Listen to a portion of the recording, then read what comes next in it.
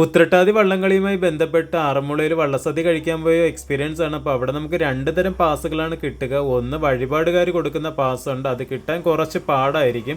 അപ്പോൾ അത് കിട്ടുകയാണെന്നുണ്ടെങ്കിൽ അമ്പലത്തിനകത്തുള്ള ഓഡിറ്റോറിയത്തിലായിരിക്കും സദ്യ കിട്ടുക.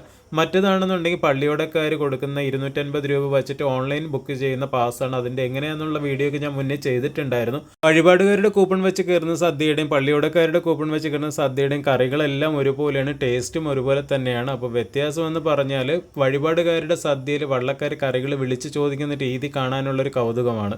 ഇതാണ് സദ്യയിൽ വിളമ്പുന്ന കറികളുടെ ലിസ്റ്റും അതുപോലെ പാടി ചോദിക്കുന്ന കറികളും. അപ്പോൾ സദ്യയെക്കുറിച്ച് പറയുകയാണെങ്കിൽ ശരിക്കും പറയാലോ, നല്ല അടിപൊളി സദ്യ. ജീവിതത്തിൽ എല്ലാ കറികളും ഇത്രയും മനോഹരമായിട്ട് വിളമ്പിയ ഒരു സദ്യ ഞാൻ കഴിച്ചിട്ടില്ല. ഞാനൊരു തിരുവനന്തപുരത്തുകാരനാണ്, നമ്മൾ സദ്യയിൽ കുറച്ച് അഹങ്കാരമൊക്കെയുള്ള ടീമാണ്. പക്ഷേ എങ്കിൽ പോലും ഈ ആറന്മുള വള്ളസദ്യ കഴിച്ചു കഴിഞ്ഞാൽ നിങ്ങൾ തീർച്ചയായിട്ടും അടുത്ത ഓണക്കാലത്തിനും കാത്തിരുന്ന് പോയി കഴിക്കും. അത്രയ്ക്ക് അടിപൊളിയാണ്. പിന്നെ ഞങ്ങൾ അവിടെ 1-2 കടയിലൊക്കെ കയറി വാൽക്കണ്ണാടിയിൽ വിലയൊക്കെ ചോദിച്ച് 1800 രൂപ മുതലാണ് സ്റ്റാർട്ടിങ് വരുന്നത്. അത് കഴിഞ്ഞ് ഞങ്ങൾ അമ്പലത്തിലേക്ക് കയറിയപ്പോൾ അവിടെ പള്ളിയോടക്കാരൊക്കെ നിറപറയൊക്കെ ഒരുക്കി വെച്ചിട്ടുണ്ടായിരുന്നു. അതുപോലെ ഉത്രട്ടാതി വള്ളംകളിയുടെ ട്രോഫിയൊക്കെ അവിടെ വെച്ചിരിക്കുന്ന കാണാമായിരുന്നു. അമ്പലം പാർത്തൻ്റെ സാരഥിയായിട്ടുള്ള ശ്രീകൃഷ്ണൻ്റെ പ്രതിഷ്ഠയാണ്. ഞാനിവിടെ 2ാമത്തെ തവണയാണ് പോണത്.